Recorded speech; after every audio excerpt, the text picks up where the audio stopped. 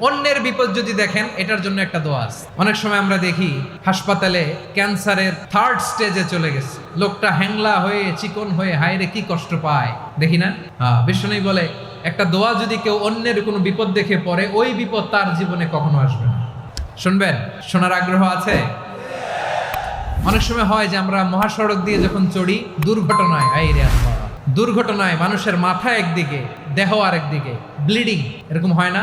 আল্লাহ তুমি হেফাজত করো।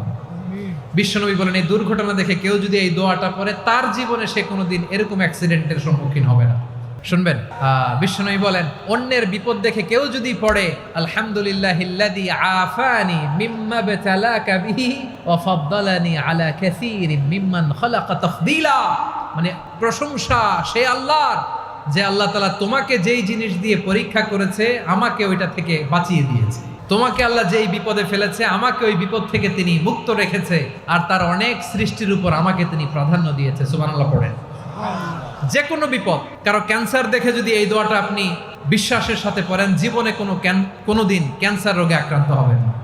দুর্ঘটনা দেখে যদি পড়েন, ওই দুর্ঘটনা আপনাকে স্পর্শ করবে না। যে কোনো কারো বিপদ দেখে যদি কোনো বিশ্বাসী বান্দা এই দোয়া পড়ে, বিশ্বনবী বলেন লাম ইউসিবহু যালিকাল বালা, ওই বিপদ তাকে আর ধরবে না।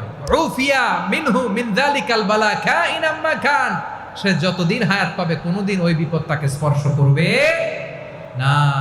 এই দোয়াটা পড়তে রাজি আছেন?